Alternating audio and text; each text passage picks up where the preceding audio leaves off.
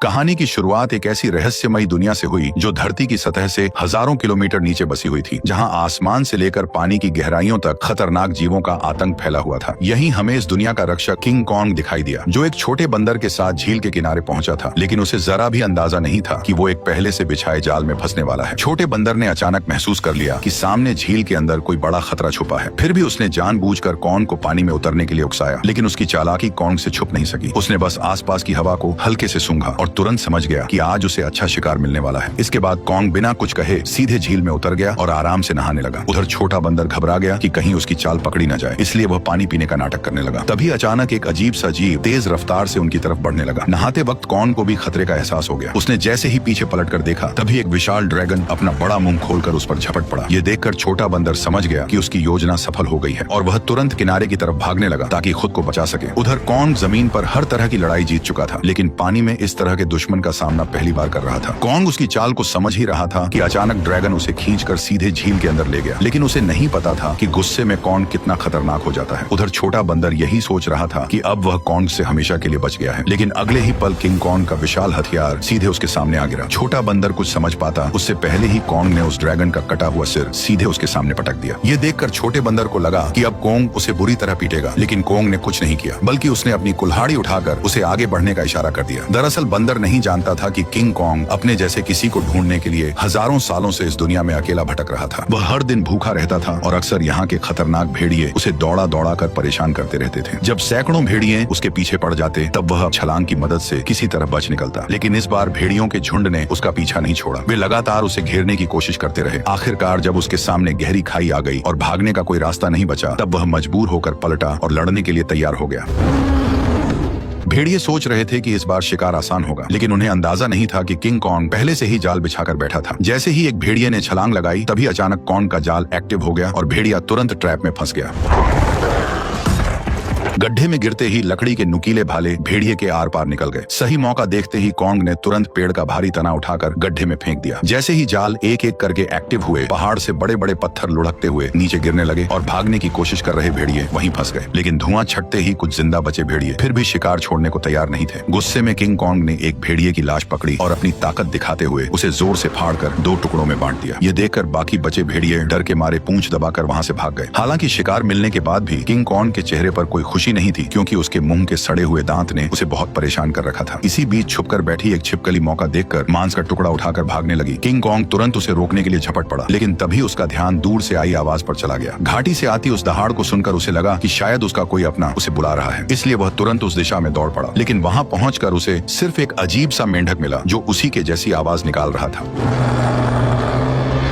सालों तक भटकने के बाद भी वह अकेला था और यही खालीपन उसे भीतर से तोड़ रहा था। आखिरकार दांत की तकलीफ ने उसे इंसानों से मदद मांगने पर मजबूर कर दिया। वह ना चाहते हुए भी इंसानी दुनिया में दाखिल हो गया। वहां पहुंचते ही किंग कॉन्ग पहाड़ी पर गिर पड़ा और मदद का इंतजार करने लगा। तभी किस्मत से वैज्ञानिकों की नजर उस पर पड़ गई, लेकिन घबराहट में इंसानों ने सुरक्षा के लिए उसे भारी मात्रा में एनेस्थीसिया दे दिया, जिससे वह वहीं बेहोश हो गया। इसके बाद उन्होंने शहर के सबसे मशहूर डेंटिस्ट को बुलाया। डेंटिस्ट ने बिना एक पल गवाए उस सड़े हुए दांत को उखाड़ने के लिए मजबूत स्टील के तार को कसकर बांध दिया। इतने में ही कॉन्ग ने मुंह से सड़ी हुई बदबू छोड़ दी। सारी तैयारी पूरी होने के बाद जैसे ही स्पेसक्राफ्ट ने अचानक ऊपर उड़ान भरी, तभी एक झटके के साथ किंग कॉन्ग का विशाल दांत बाहर निकल आया। जब किंग कॉन्ग होश में आया तो उसने देखा कि उसका पुराना दांत अब एक मजबूत टाइटेनियम के दांत में बदल दिया गया है। इस नए दांत के साथ उसके अंदर जबरदस्त ताकत आ गई, जिससे उसे लगा कि अब वह किसी को भी हरा सकता है। लेकिन तभी लैब में अचानक किंग कॉन्ग की दुनिया से एक इमरजेंसी सिग्नल आया, जिसने सबको चौंका दिया। इस सिग्नल की सच्चाई जानने के लिए वैज्ञानिकों ने तुरंत एक रेस्क्यू टीम तैयार की और मिशन शुरू किया। उन्होंने किंग कॉन्ग के साथ उस पोर्टल में छलांग लगा दी जो सीधे कॉन्ग की दुनिया में जाता था। जैसे ही वे आगे बढ़े, उनका स्पेसक्राफ्ट तेज रफ्तार से नीचे की ओर खींचने लगा और कुछ ही पलों में वे उस रहस्यमयी दुनिया में दाखिल हो गए। घर पहुंचते ही कॉन्ग ने देखा कि उसका खाना चोरी हो चुका है। उसने तुरंत अपनी कुल्हाड़ी उठाई और सीधे चट्टान के ऊपर पहुंच गया। वहां उसने देखा कि गहरी दरार के अंदर से हल्की नीली रोशनी निकल रही थी, जिसने उसका ध्यान खींच लिया। सच जानने के लिए उसने बिना सोचे सीधे उस गहराई में छलांग लगा दी।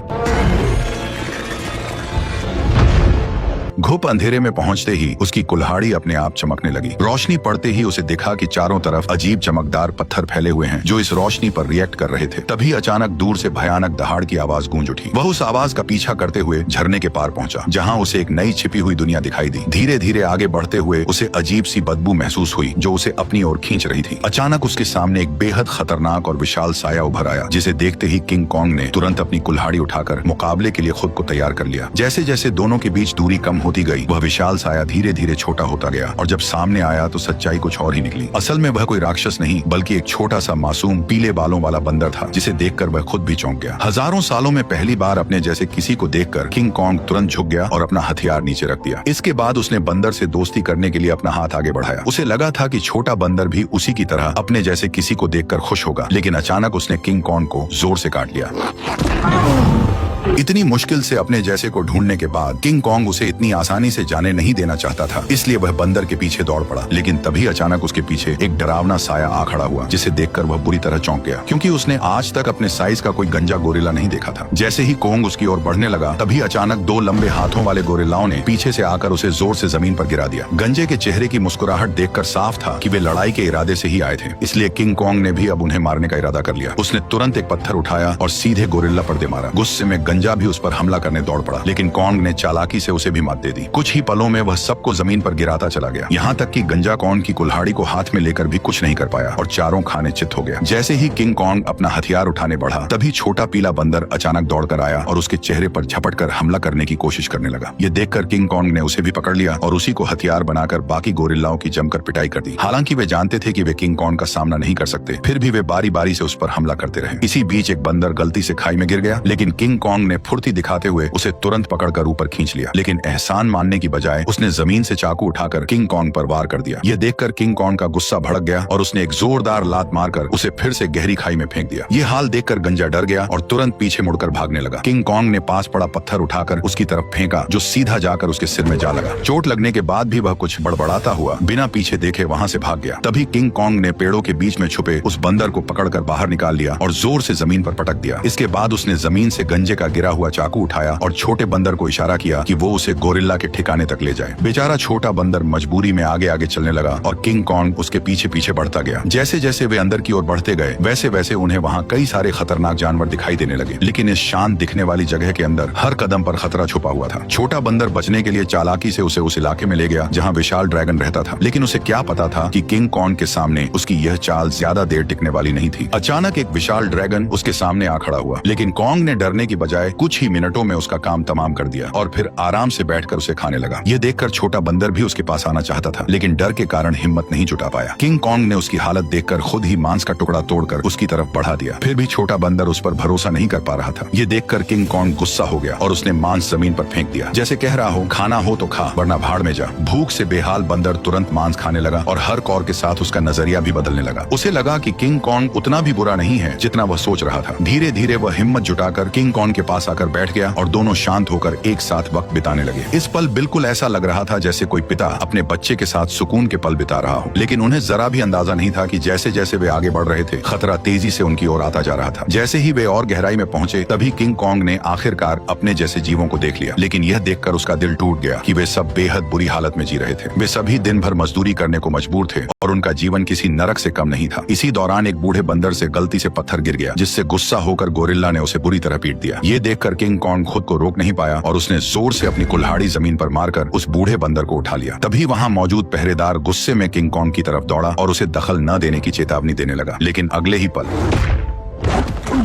किंग कॉन्ग की हिम्मत ने बाकी बंदरों में उम्मीद जगा दी। लेकिन उसी वक्त भागा हुआ गंजा ये सब देख रहा था। उसने तुरंत जाकर यहाँ के राजा स्कार किंग को सब कुछ बता दिया। गोरिल्ला की बातें सुनते ही स्कार किंग का गुस्सा फूट पड़ा। जैसे ही वो अपने सिंहासन से उठा, रास्ते में आने वाले सभी बंदर उसके सामने झुकते चले गए, लेकिन किंग कॉन्ग बिना डरे वहीं खड़ा रहा। स्कार किंग ने ध्यान से उसे देखा और कॉन्ग के मुंह में लगे स्टील के दांत को देखकर वो हंस पड़ा, लेकिन अगले ही पल उसने अपना गुस्सा निकालने के लिए एक बंदर को लात मारकर धधकते लावा में फेंक दिया। ये देखकर किंग कॉन्ग का गुस्सा अपने चरम पर पहुंच गया। अपनी ताकत दिखाने के लिए स्कार किंग ने अपने कंधे से हथियार निकाला और किंग कॉन्ग को सबक सिखाने के लिए खुद को तैयार कर लिया। किंग कॉन्ग ने भी तुरंत अपनी कुल्हाड़ी उठा ली और दोनों के बीच भयंकर लड़ाई शुरू हो गई। लंबे हथियार का फायदा उठाते हुए उसने अचानक हमला कर दिया और किंग कॉन्ग एक पल के लिए भी संभल नहीं पाया। स्कार किंग ने हथियार पर लगे क्रिस्टल की मदद से कॉन्ग पर कई सारे वार कर दिए। गुस्से में आकर कॉन्ग उस पर टूट पड़ा। ताकत के मामले में वह किंग कॉन्ग के सामने टिक नहीं सकता था, इसलिए वो कॉन्ग से दूरी बनाकर लगातार वार करने लगा और किंग कॉन्ग धीरे धीरे पीछे हटने पर मजबूर हो गया। इसी बीच किंग कॉन्ग की कुल्हाड़ी भी उसके हाथ से छूटकर जमीन पर गिर गई। मौका पाकर उसने अपने हथियार से किंग कॉन्ग का गला जकड़ लिया और उसे काबू में करने की कोशिश करने लगा। स्कार किंग को लगा कि अब उसने लड़ाई जीत ली है, लेकिन किंग कॉन्ग ने पूरी ताकत लगाकर उसे उठाया और जोर से जमीन पर पटक दिया।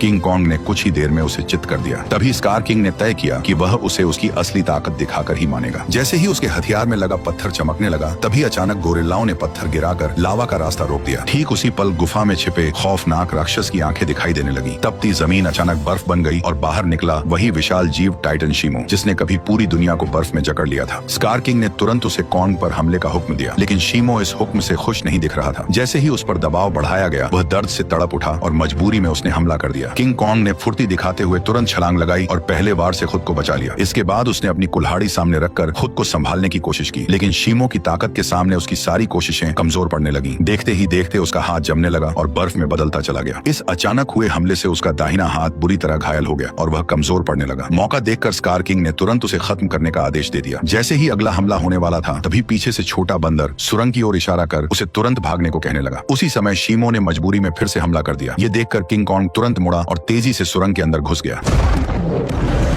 लेकिन अभी भी उसके पीछे सैकड़ों खतरनाक बंदर लगे हुए थे। अच्छी बात यह थी कि सालों से यहाँ रहने के कारण कोंग ने जंगल में कई जाल बिछा रखे थे, लेकिन उन बंदरों की गिनती इतनी ज्यादा थी कि घायल कोंग को उन्होंने जल्दी ही एक बंद रास्ते में घेर लिया। अब उसके पास सिर्फ यही आखिरी जाल बचा था जिस पर वह भरोसा कर सकता था। लेकिन जो बंदर रास्ते भर जाल में फंसते आए थे, इस बार अचानक सतर्क हो गए। उन्होंने तुरंत जमीन पर पड़ी उस बेल को देख लिया जो जाल को एक्टिव करने के लिए थी। जब कोंग ने देखा कि उसका प्लान फेल हो चुका है, तब उसे लगा कि अब उसका अंत करीब है। ठीक उसी पल पहाड़ी के ऊपर लगा जाल अचानक एक्टिव हो गया और सैकड़ों टन भारी पत्थर सीधे उन पर गिर पड़े, जिससे वहां मौजूद सारे बंदर उन पत्थरों के नीचे दब गए। तभी कोंग ने देखा कि जाल को एक्टिव करने वाला कोई और नहीं बल्कि वही बंदर था। अब कोंग बुरी तरह घायल था और लड़ने की हालत में नहीं था, इसलिए वह छोटे बंदर के सहारे इंसानों के पास लौटने लगा। लेकिन उसे अंदाजा नहीं था कि अभी भी एक बंदर जिंदा बच गया है। उधर कोंग के साथ आए वैज्ञानिकों ने देखा कि उनका बेस पूरी तरह तबाह हो चुका है। तभी उनकी नजर चट्टान के ऊपर बने एक विशाल हाथ के निशान पर पड़ी, जिससे उन्होंने अंदाजा लगाया कि इस दुनिया में कोंग जैसे और भी विशाल जीव मौजूद हैं। जल्द ही वे जंगल की गहराई में पहुंच गए, जहां उन्हें एक छुपा हुआ यंत्र दिखाई दिया। जैसे ही लड़की ने उसे दबाया, उसी पल कई जगहों से पानी बहकर नीचे आने लगा। वह पानी मिलकर एक तेज धारा बन गई और जंगल के अंदर की ओर बहने लगी। वैज्ञानिक उसका पीछा करते करते एक रहस्यमयी जादुई दीवार के सामने पहुंच गए, जिसने जंगल के अंदर एक अदृश्य जगह को छुपा रखा था। जैसे ही उन्होंने उस दीवार को छुआ, तभी उसमें नीली चमक दौड़ पड़ी। ये देखकर उन्होंने तुरंत दीवार के अंदर एक छेद कर दिया और तभी उनके सामने एक ऐसा नजारा आया जिसे देखकर उनकी आंखें खुली की खुली रह गईं। दीवार के पीछे एक ऐसी सुंदर और रहस्यमयी दुनिया मौजूद थी जिसे आज तक न किसी ने देखा था और न ही उसके बारे में सुना था। जैसे ही वैज्ञानिकों ने इस दुनिया में कदम रखा, तभी अचानक उन्हें उस दुनिया के जनजातीय लोगों ने घेर लिया। ये लोग इंसानों जैसे दिखते थे, लेकिन उनकी वेशभूषा किसी नॉर्मल इंसान से बिल्कुल अलग थी। वे लोग वैज्ञानिकों को नुकसान पहुंचाए बिना सीधे अपने कबीले के पास ले गए। वहां पहुंचकर उन्हें पता चला कि यह लोग हजारों सालों से धरती के नीचे रह रहे हैं और उस पोर्टल की रक्षा कर रहे हैं जो ऊपर की दुनिया से सीधे जुड़ा हुआ है। स्कार किंग सालों से इसी जगह की खोज में लगा था ताकि वो इस पोर्टल की मदद से इंसानी दुनिया पर कब्जा कर सके। ठीक उसी समय इंसानों की गंध को सूंघते हुए किंग कॉन्ग वैज्ञानिकों तक पहुंच गया, लेकिन अदृश्य दीवार की वजह से वो भीतर की दुनिया को देख नहीं सका। इसलिए कबीले के लोगों ने उस जादुई दीवार में एक दरार बना दी, जिससे कोंग आसानी से अंदर घुस गया और सीधे इंसानों के बीच पहुंच गया। लेकिन उन्हें नहीं पता था कि यह सब पीछा कर रहे बंदर ने देख लिया था। जैसे ही किंग कॉन्ग इंसानों के सामने पहुंचा, तभी वह कमजोर पड़ गया और सीधे जमीन पर गिर पड़ा। वैज्ञानिकों ने देखा कि कॉन्ग का हाथ बुरी तरह घायल है और अब वो कुछ भी करने की हालत में नहीं है। ये देखकर डॉक्टर ने तुरंत फैसला किया कि कॉन्ग के हाथ को पूरी तरह बदलना पड़ेगा। उसे तुरंत मैकेनिक आर्म का आइडिया आया। यह वही सुपर मैकेनिकल आर्म था जिसे इंसानों ने पहले कॉन्ग को और ताकतवर बनाने के लिए डिजाइन किया था। अच्छी बात यह थी कि यह गैजेट अभी भी तबाह हो चुके बेस के नीचे बने अंडरग्राउंड मैकेनिकल स्टोर में सुरक्षित रखा हुआ था। जल्द ही डॉक्टर उसे वहां से निकाल लाया और उसे सीधे कॉन्ग के शरीर के ऊपर लाकर छोड़ दिया और तभी वह मशीन खुद ब खुद कॉन्ग के जख्मी हिस्से को पहचान कर जुड़ने लगी।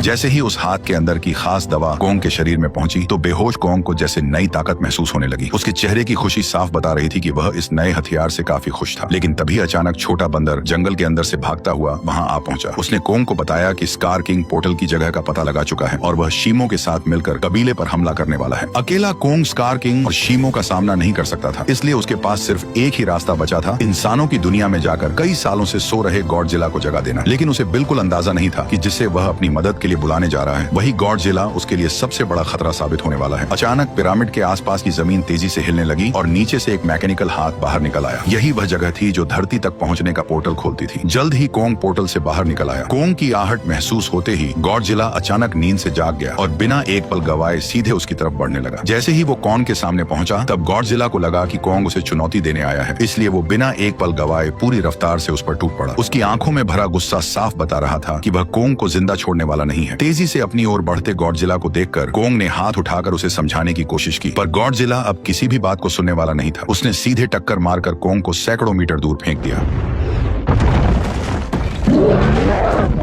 गॉडजिला को रुकता न देखकर कोंग ने पीछे से हमला किया ताकि किसी तरह उसे शांत कर सके, लेकिन रेत आंखों में जाते ही गॉडजिला और भड़क गया। उसने पलटकर कोंग के हाथ को अपने जबड़ों में जकड़ लिया और जोर से उसे जमीन पर पटक दिया, जिससे कोंग पूरी तरह चकरा गया। कोंग संभल भी नहीं पाया था कि गॉडजिला फिर से उस पर टूट पड़ा। जब बातों से कुछ नहीं हुआ तो कोंग ने भी जोरदार पलटवार शुरू कर दिया। हालांकि गॉडजिला अपने सबसे ताकतवर रूप में था, लेकिन मैकेनिकल आर्म की ताकत के साथ अब कोंग भी किसी से कम नहीं था। लेकिन जब कोंग ने देखा कि वह गॉडजिला को हरा नहीं पाएगा, तब उसने बिना एक पल गवाए उसे पकड़कर जबरदस्ती पोर्टल की ओर खींचना शुरू कर दिया। उधर कबीले के लोगों ने स्कार किंग को रोकने के लिए एक खास रेड लिक्विड पानी में मिला दिया। जैसे ही लिक्विड पानी में घुला, एक जादुई बदलाव शुरू हो गया। उससे एक ऐसा सिस्टम एक्टिव हुआ जो दो विशाल पिरामिड को आपस में जोड़ने लगा, और जैसे ही ये पिरामिड जुड़ते ग्रेविटी कुछ समय के लिए खत्म हो जाती, जिससे सब हवा में उड़ने लगते और स्कार किंग के लिए पोर्टल तक पहुंचना लगभग नामुमकिन हो जाता। लेकिन पिरामिड पूरी तरह जुड़ पाते उससे पहले ही स्कार किंग वहां पहुंच गया। आते ही उसने उस एंटी ग्रेविटी सिस्टम को पहचान लिया। उसने तुरंत शीमो को आदेश दिया कि वह बर्फ से पिरामिड के बीच का रास्ता बंद कर दे। तभी अचानक पोर्टल से एक तेज रोशनी निकली और जमीन पर आ गिरी। अगले ही पल गॉडजिला और कोंग मलबे को चीरते हुए बाहर निकल आए। जैसे ही गॉडजिला की नजर शीमो और स्कार किंग पर पड़ी, तभी उसे सब समझ आ गया कि कोंग उसे यहाँ क्यों लाया है। इसलिए बिना एक सेकंड गवाए वह कोंग के साथ मिलकर उन पर टूट पड़ा। उधर स्कार किंग भी शीमो के साथ उनकी तरफ बढ़ने लगा। दोनों तरफ कोई भी कमजोर नहीं था। जैसे ही चारों भिड़े, उसी पल बर्फ टूट गई और पिरामिड आपस में टकरा गए। उस टक्कर से निकली लहर ने पूरी जगह की ग्रेविटी खत्म कर दी। हर कोई हवा में तैरने लगा, लेकिन इसके बावजूद गॉडजिला बिना ग्रेविटी के भी तेजी से बचते हुए सीधे शीमो की तरफ बढ़ने लगा। वहीं चालाक स्कार किंग ने कोंग की कुल्हाड़ी उठाकर उसी पर हमला कर दिया, पर कोंग ने अपने मैकेनिकल आर्म से हर बार को रोक दिया। कुछ ही पलों में हालात पलट गए और कोंग स्कार किंग पर भारी पड़ने लगा, लेकिन दुश्मन ज्यादा होने की वजह से उस पर पीछे से हमले होने लगे। ये देखकर छोटा बंदर पत्थर उठाकर कोंग की मदद करने लगा। तभी मौका पाकर शीमो ने गॉडजिला पर हमला किया और कुछ ही पलों में उसे पूरी तरह बर्फ में जमा दिया। लेकिन गॉडजिला भी उससे कम नहीं था। उसने एक ही झटके में बर्फ तोड़ दी। उसी समय एंटी ग्रेविटी सिस्टम बंद हो गया और दोबारा ग्रेविटी लौट आई। मौका मिलते ही स्कार किंग कोंग की पकड़ से निकलकर सीधे पोर्टल में कूद पड़ा। उसे रोकने के लिए गॉडजिला और कोंग भी उसके पीछे कूद पड़े, लेकिन इस अफरा तफरी में कोंग की कुल्हाड़ी वहीं छूट गई। दूसरी तरफ इंसानों को अंदाजा भी नहीं था कि कितना बड़ा खतरा आने वाला है। अचानक समुद्र की लहरें जमकर बर्फ के पहाड़ में बदल गईं। अगले ही पल स्कार किंग शीमो के साथ धरती पर पहुंच गया। खुले आसमान की रोशनी पाकर उसने नीचे मौजूद इंसानों को देखकर जोरदार दहाड़ लगा दी।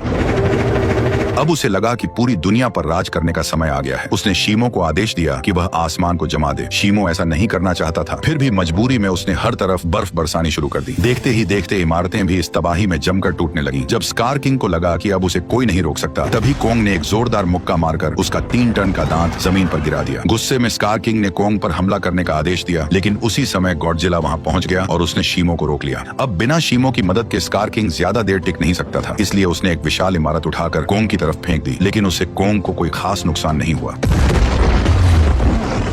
तभी अचानक शीमो पीछे से आकर कोंग के मैकेनिकल आर्म पर झपट पड़ा। शीमो ने फिर से कोंग का हाथ जमाना शुरू कर दिया। ये देखकर स्कार किंग को लगा कि अब उसकी जीत पक्की है, लेकिन उसने पीछे खड़े गुस्से से भरे गॉडजिला को नजरअंदाज कर दिया। गॉडजिला ने तुरंत अपनी पूरी ताकत जगाई और उसका शरीर बैंगनी रोशनी से चमक उठा। अगले ही पल उसने सीधे स्कार किंग पर जोरदार हमला कर दिया, लेकिन स्कार किंग घबराकर किसी तरह बच निकला। उसने अपने हथियार से पलटवार करने की कोशिश की, लेकिन गॉडजिला ने उसे पकड़ लिया और एक ही झटके में 2 हिस्सों में तोड़कर अलग कर दिया, जिससे शीमो को कंट्रोल करने वाला क्रिस्टल नीचे नीचे गिर पड़ा। स्कार किंग उसे उठाने के लिए झपटा, लेकिन गॉडजिला ने उसे कोई मौका नहीं दिया। अब सब कुछ उस क्रिस्टल पर टिका था। जिसके हाथ में भी क्रिस्टल आता वही इस लड़ाई को जीत पाता। उसी अहम पल में छोटे बंदर की नजर कोंग की छोड़ी हुई कुल्हाड़ी पर पड़ी। वह तुरंत छलांग लगाकर नीचे उतरा और कुल्हाड़ी उठाकर इंसानों की दुनिया में पहुंच गया। जैसे ही उसकी नजर जमीन पर पड़े उस क्रिस्टल पर पड़ी, तभी उसने बिना देर किए कुल्हाड़ी के एक वार से उसे चकनाचूर कर दिया। क्रिस्टल टूटते ही शीमो पूरी तरह आजाद हो गया। गुस्से में भरा स्कार किंग छोटे बंदर को पकड़कर मारने ही वाला था, लेकिन कोंग बीच में आकर उस पर टूट पड़ा और कुछ ही मुक्कों में स्कार किंग को चित कर दिया। अब बिना उस क्रिस्टल के स्कार किंग कमजोर पड़ चुका था। उधर आजाद हुआ शीमो गॉडजिला की तरफ देखने लगा, मानो किसी इशारे का इंतजार कर रहा हो। और फिर हजारों साल बाद उसने वही किया जो वह हमेशा से करना चाहता था। एक ही पल में उसने स्कार किंग को बर्फ की मूर्ति में बदल दिया। अगले ही पल कोंग ने उसे हवा में उछालकर पूरी ताकत से जमीन पर पटक दिया और उसके शरीर को वहीं चकनाचूर कर दिया। अब लड़ाई खत्म हो चुकी थी, लेकिन दुनिया को ठीक करना बाकी था। तभी गॉडजिला ने आसमान की ओर देखकर जबरदस्त ऊर्जा छोड़ी, जिससे काले बादल छट गए और सूरज की रोशनी धीरे धीरे धरती पर लौट आई। इसके बाद गॉडजिला अपने इलाके में लौट गया और फिर गहरी नींद में सो गया और कोंग अपने नए साथी के साथ धरती के भीतर वापस लौट गया, जहां वह अपने कबीले के साथ मिलकर एक नई शुरुआत करने लगा।